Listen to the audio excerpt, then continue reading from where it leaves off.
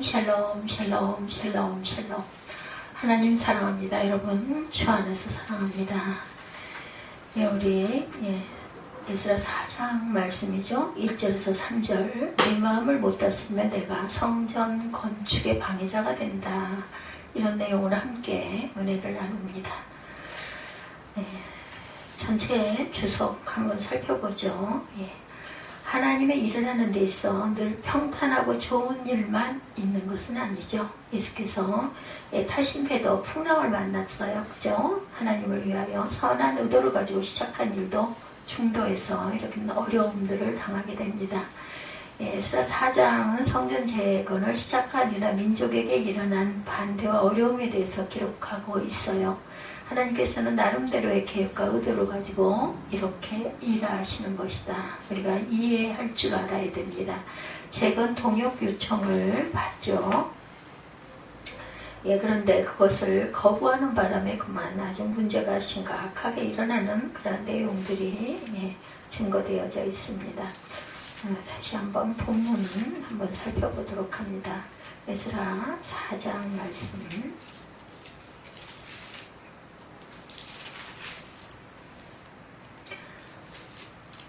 1절에서 2절을 보니 사로잡혔던 자들의 자손이 이스라엘의 하나님 야훼의 성전을 건축한 다음을 유다와 베냐민의 대적이 듣고, 대적들입니다. 스룹바벨과 족장들에게 나와 이르되 우리도 너희와 함께 건축하게 하라. 우리도 너희가 너희 하나님을 찾노라. 아수르 왕 에살 핫본이 우리를 이리로 오게 한 날부터 우리가 하나님께 제사를 드리노라. 이렇게 얘기합니다. 유다 왕국은 주전 586년에 바벨론에게 함락이 되었고, 북이스라엘 왕국은 그보다 이전인 주전 722년 아수르에 의해서 함락이 되죠. 그러니까 한 140년 정도 전에 북이스라엘이 멸망을 하고 남유다가 586년에 함락이 됩니다. 그 아수르는 북왕국의 수도인 사마리아를 중심으로 해서 강제적인 이주 정책을 시행합니다. 유다인들은 다른 지역으로 보내고 외국인들을 사마리아로 이주를 시키죠. 그래서 사마리아에는 유다인과 외국인들의 혼혈족이 되었고, 그들의 종교 역시 야훼 하나님과 이방신들을 함께 믿는 혼혈 종교의 모습을 가지게 됐어요. 이들은 그 이후에 남유다와 그 백성들에 대하여 그 적대적인 관계를 가져옵니다. 아수르의 그 이주 정책 열왕기하 17장 24절에 증거하죠. 아수르의 바벨론과 구다와 아바와 하맛과 스발와임에서 사람을 옮겨다 이스라엘 자손을 대신하여 사마리아 여러 성읍에 두매 그들이 사마리아를 차지하고 그 여러 성읍에 거주하니라. 이렇게 되어 있습니다. 사마리아인의 종교가 열왕기 17장 33절에 증거합니다. 이와 같이 그들이 야훼도 경외하고 또한 어디서부터 옮겨왔던 그 민족의 풍속대로 자기의 신들도 섬겼더라. 이렇게 증거하고 있어요. 그래서 요청을 받습니다. 이들 사마리아인들의 혼합 종교는 그들로 하여금 야훼 하나님을 섬기는 일에도 열심을 품게 했고, 그래서 그들은 유다의 귀환인들이 성전을 재건한다는 소식을 듣고 그 사역에 동참하고자 하는 뜻을 전해온 거죠. 사실 사마리아에 정착하면서부터 야훼 하나님께 제사를 드려왔던 그들은 사마리아에서 잡혀간 제사장에 의해서 하나님을 섬기는 법 또한 배웠어요. 그래서 익히 제사와 중앙성소에 대한 말씀을 알고 있었던 거죠. 사마리아인의 종교 교육입니다. 열왕기 17장 27, 8절에 보면 아수르 왕이 명령하이르되 너희는 그곳에서 사로잡아온 제사장 한 사람을 그곳으로 데려가되 그가 그곳에 가서 거주하며 그 땅 시내의 법을 무리에게 가르치게 하라 하니, 이에 사마리아에서 사로잡혀간 제사장 중 한 사람이 와서 베델에 살며 백성에게 어떻게 야훼를 경외할지를 가르쳤더라. 이렇게 증거되어 있습니다. 중앙 성소에 대해서 신명기 12장 13, 14절에서 증거합니다. 너는 산과 내게 보이는 아무 곳에서나 번제를 드리지 말고 오직 너희의 한 지파 중에 야훼께서 택하실 그곳에서 번제를 드리고 또 내가 네게 명령한 모든 것을 거기서 행할지니라. 이렇게 말씀하세요. 스룹바벨과 예수아와 기타 이스라엘 족장들이 이르되 우리 하나님의 성전을 건축하는데 너희는 우리와 상관이 없느니라. 바사왕 고레스가 우리에게 명령하신 대로 우리가 이스라엘의 하나님 야훼를 위하여 홀로 건축하리라 하였더니 사마리아인들의 요청은 이스라엘 사람들에 의해서 이런지하에 이렇게 거절당하고 말죠. 그것은 야훼 하나님은 유다인의 하나님이시지 사마리아인의 하나님이 아니라는 것 때문이었습니다. 혼혈인데다가 혼합 종교를 가지고 있던 사마리아인들은 비록 그들이 하나님을 섬긴다고는 하지만 성결한 유다인의 유일신 사상과는 다른 체계의 사람들이었기 때문이죠. 이때부터 이스라엘은 사마리아인들을 경멸하였고 상종치 못할 자들로 여겼어요. 이것은 편협한 유대주의죠. 하나님은 유일하신 하나님이시고 천재의 주제시고 참된 하나님이신 것을 성경은 보여주고 있습니다. 사마리아와 그 상종치 않았어요. 요한복음 4장 9절에도 사마리아 여자가 이르되 너희는 유대인으로서 어찌하여 사마리아 여자인 나에게 물을 달라 하나이까 하니 이렇게 말하고 있어요. 이르되 당신은 유다인으로서 어찌하여 사마리아인 여자인 나에게 물을 달라 하나이까. 유다인과 이방인의 하나님, 로마서 3장 29절을 보면 하나님은 다만 유다인의 하나님이시냐 또한 이방인의 하나님이 아니시냐, 진실로 이방인의 하나님도 되시느니라. 맞습니다. 유대인과 이방인, 우리도 모르게 따지면 그 이방인이죠. 그래서 이로부터 그 땅 백성의 유다 백성의 손을 약하게 하여 그 건축을 방해하기 시작합니다. 방해의 빌미죠. 이러한 유대인들의 편협함에서 나온 거절, 유술하지 못한 대답은 사마리아인들의 분노를 일으키기에 충분했고, 비록 혼혈이고 혼합한 종교인 사마리아인들을 용납할 수 없었다 할지라도 그들에게 대하여 유순하고 지혜로운 대답을 했어야 했습니다. 그러나 그들의 거친 대답은 결국 사마리아인의 분노를 사서 고레스 다리오 아하수에로 왕에 이르는 기간까지 성전 재건을 지연시키게 하는 빌미가 됩니다. 이들과 우리에게는 기드온의 지혜로운 대답이 필요했다는 거죠. 유순한 대답을 해야 돼요. 잠언 15장 1절에 보면 유순한 대답은 분노를 쉬게 하여도 과격한 말은 노를 격동하느니라. 기드온의 대답입니다. 사사기 8장 2, 3절에 기드온이 그들에게 이르되 내가 이제 행한 일이 너희가 한 것에 비교되겠느냐. 에브라임의 끝물 포도가 아비에셀의 만물 포도보다 낫지 아니하냐. 하나님이 미디안의 방백 오랫과 수액을 너희 손에 넘겨주셨으니 내가 한 일이 어찌 능히 너희가 한 것에 비교되겠느냐 하니라. 기드온이 말을 하매 그때 그들의 노여움이 풀리니라. 또 아하수에로가 즉위할 때 그들이 글을 올려 유다와 예루살렘 주민을 고발합니다. 유다인들을 대항했던 중심 인물들은 비스를람, 마드로닷, 다부엘을 비롯해서 르홈 3세, 아비삿, 오스남발, 그리고 주변의 여러 족속들이었어요. 이들은 바사왕 아닥사스다에게 고토를 한 자이고, 이들의 명단은 유다 민족들을 시기하고 반대하던 자들이 얼마나 많고 강력한 세력을 형성했는가를 보여줍니다.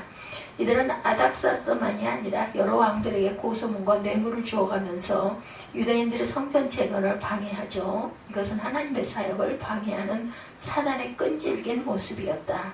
다리오에게 고소하죠. 에스라 5장 6절입니다.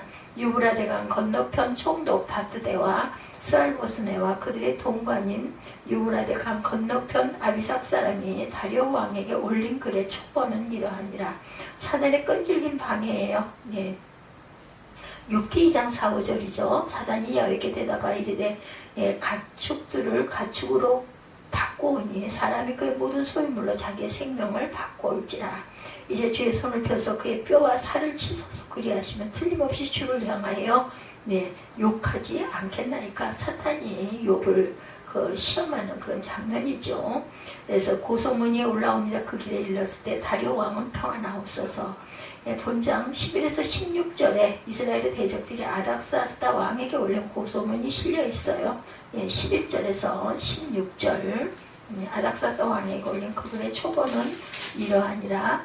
강 건너 페내는 신하들은 왕에게 아레나이다. 당신에게서 우리에게 올라온 유다 사람들이 예루살렘에 이르러 이 폐역하고 악한 성읍을 건축하는데 이미 그 기초를 수축하고 성곽을 건축하오니 이제 왕은 아시옵소서. 만일 이 성읍을 건축하고 그 성곽을 완공하면 저 무리가 다시는 조공과 관세와 통행세를 바치지 아니하리니 결국 왕들에게 손해가 되리이다. 우리가 이제 왕궁에 소금을 먹음으로 왕이 수치당함을 참아보지 못하여 사람을 보내어 왕에게 아뢰오니 왕은 조상들의 그 사기를 살펴보시면 그 사기에서 이 성읍은 패역한 성읍이라 예로부터 그 중에 항상 반역하는 일을 행하는 왕들과 각 토에 손해가 된 것을 보시고 아실지라 이 성읍이 무너짐도 이 때문이니이다. 이에 감히 왕에게 아뢰오니 성읍이 중건되어 성곽이 준공되면 이로 말미암아 왕의 강 건너편 영지가 없어지리다 하였더라. 17절에 보면 왕이 방백 르움과 서기관 심세와 사마리아에 거주하는 그들 동관들과 강 건너편 다른 땅 백성에게 조소를 내려 일렀으되 너희는 평안할지어다. 너희가 올린 글을 내 앞에서 낭독시키고 명령하여 살펴보니 과연 이 성읍이 예로부터 왕들을 거역하여 그 중에 항상 패역하고 반역하는 일을 행하였으며 옛적에는 예루살렘을 다스리는 큰 군왕들이 있어서 강 건너편 모든 땅에 그들에게 조공과 관세와 통행세를 다 바쳤도다. 이제 너희는 명령을 전하여 그 사람들에게 공사를 그치게 하여 그 성을 건축하지 못하게 하고 내가 다시 조서 내리기를 기다리라. 너희는 삼가서 이 일에 게으르지 말라. 어찌하여 화를 더하여 왕들에게 손해가 되게 하랴 하였더라. 아닥사스다 왕의 조서 초본이 르움과 서기관 심세와 그의 동료 앞에서 낭독되며 그들이 예루살렘으로 급히 가서 유다 사람들을 보고 권력으로 억제하여 그 공사를 그치게 하니 이에 예루살렘에서 하나님의 성전 공사가 바사왕 다리오 제2년까지 중단되니라. 이렇게 중단된 내용이 실려 있습니다. 네, 제가 쭉 읽었어요. 16절까지. 예, 그래서 아닥사스다 왕의 통치 기간이 주전 465년에서 424년으로 다리오 왕보다 더 이후 시대에 속합니다. 그러므로 본서의 기자는 역사적인 순서를 무시하고 사마리아인들의 끈질긴 방해를 보여주고자 하는 목적으로 이 고소문을 여기에 실은 것으로 보여지죠. 아닥사스다 왕의 통치입니다. 에스라 7장 1절에 이 일 후에 바사왕 아닥사스가 왕에 있을 때에 에스라라 하는 자가 있으니 그는 스라야의 아들이요 아사랴의 손주의 힐기야의 증손이요. 예, 이렇게 증거되어 있습니다. 사마리아인의 모함이 에스라 4장 13절이죠. 이제 왕은 아시옵소서. 만일 성읍을 건축하고 성곽을 완공하면 저무리가 다시는 조공과 관세와 통행세를 바치지 아니하리니 결국 왕들에게 손해가 되리이다. 성전 재건이 이렇게 해서 중지가 됩니다. 왕의 조소, 왕이 방백 르움과 서기관 심세와 사마리아에 거주하는 그들 동관들 강론편 다른 땅 백성에게 조소를 내린 일렀을 때 너희는 평안할지어다. 이렇게 해서 쭉 이어지죠. 14절까지 성전 공사가 결국은 중단이 됩니다. 언제부터? 14절에 예루살렘에서 하나님의 성전 공사가 바사왕 다리오 제2년까지 중단되니라. 아닥사스다 왕은 고소문을 보고 즉시 조서를 내리죠. 아닥사스다는 그의 조서를 통하여 고소문에 기록된 표현대로 유다 민족은 패역하고 모반하는 족속이라고 말합니다. 사실 아수르나 바빌론 같은 강대국의 입장에서 보면 유다 왕국이 반역적으로 보였을 수도 있어요. 또한 실제로 유다 여러 왕들이 강대국들의 세력을 배척합니다.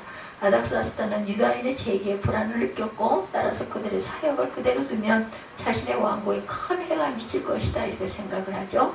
그래서 그는 르훔과 심세의 건축 사역을 중단시키도록 명합니다. 시기야의 그 배척이에요. 야훼께서 그와 함께 하심에 그가 어디로 가든지 형통하였더라. 주가 아수르왕을 배반하고 섬기지 아니하였고 저가 아수르왕을 배반하고 섬기지 아니하였고 이렇게 말합니다. 건축 중지 명령이 마지막 절이죠. 에스라 4장 21절에 이제 너희는 명령을 전하여 사람들에게 공사를 그치게 하여 그 성을 건축하지 못하게 하고 내가 다시 조서 내리기를 기다리라 이렇게 말합니다.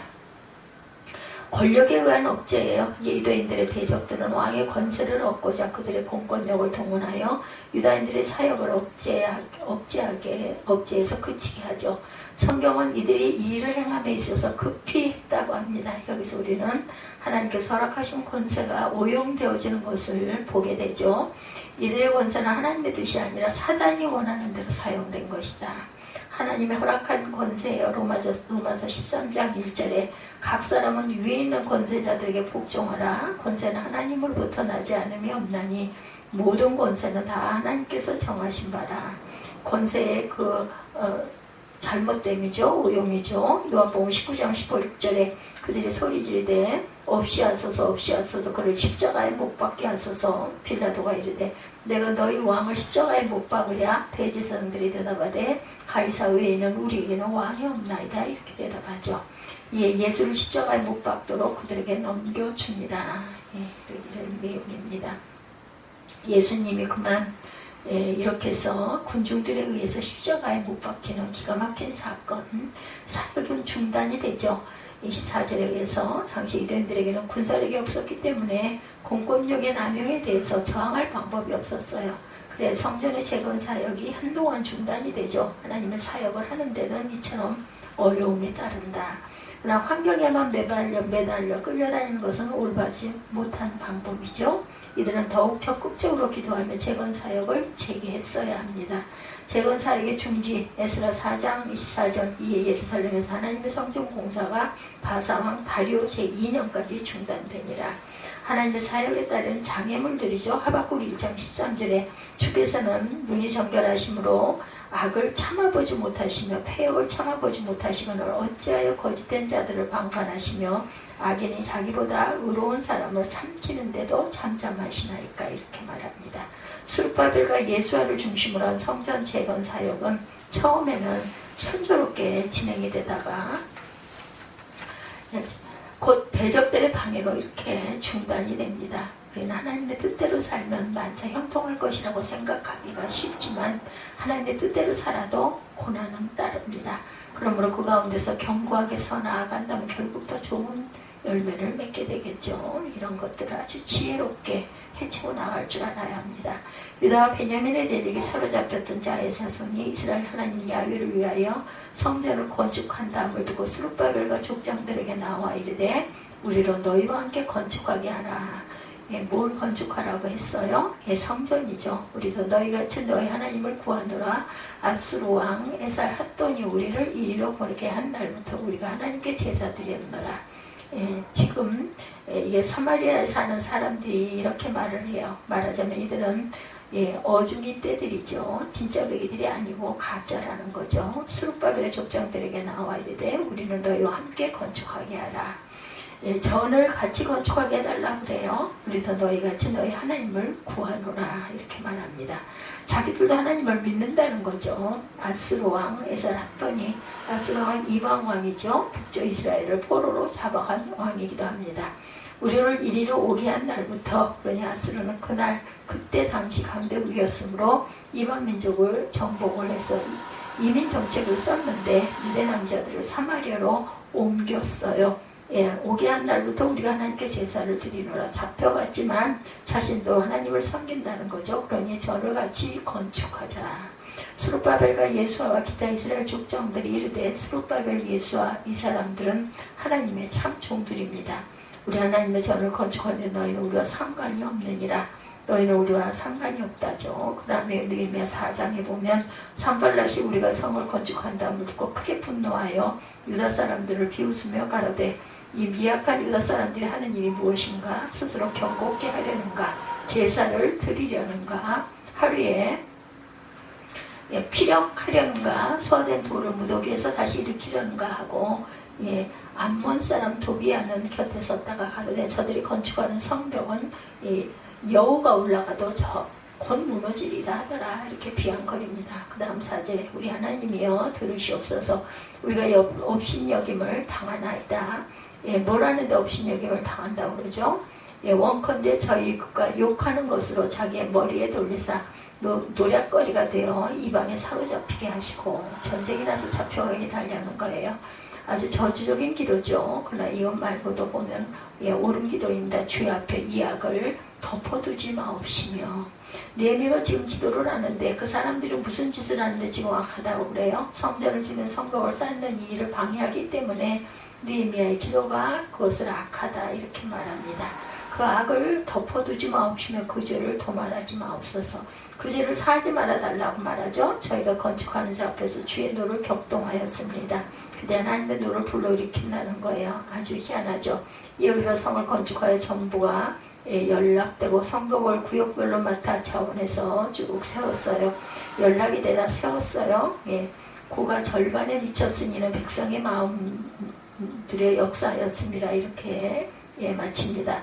여기 방해자들은 산발락, 도비아와 다른 방해자들이죠. 과연 고소사건으로 나타난 원수의 관계는 무엇일까? 총력을 모아 고소하죠. 이 고소사건의 주모자는 비슬람과 나드로닥과 다구엘이다. 에서 4장 7절이에요. 이들은 서로 다른 족속이고 종족이었지만 의기투합해서 하나님의 성전 건축 역사를 방해하는 일에 주모자가 됩니다. 그들은 온갖 지혜와 영향력과 정력을 다 쏟아 적극적인 방법으로 공격을 개시합니다. 오늘날 사탄과 그 졸개들은 하나님의 일을 방해하면서 총력을 쏟고 있음을 우리는 알아야 되겠다. 베드로가 근신하라 깨어라 너희 대적마귀가 우는 사자같이 두루다니며 삼킬 자를 찾나니 너희는 믿음을 굳게 하여 저를 대적하라. 이는 세상에 있는 너희 형제들도 동일한 고난을 당하는 줄을 알미니라. 베드로전서 5장 8, 9절입니다. 그 악한 사단들이 우리가 하나님의 일을 할 때도 이렇게 방해를 한다는 거, 우리 본문에서 그대로 총력전의 증거를 찾을 수가 있습니다. 첫째는 아람 문자와 아람 방언으로 진술서를 기록했어요. 그 당시 아람어는 국제 통용어였기 때문에 히브리인들은 히브리어를 사용하고 있었다. 그러나 그들은 친밀감을 얻기 위해서 아람어로 그들의 언어로 진술서를 기록합니다.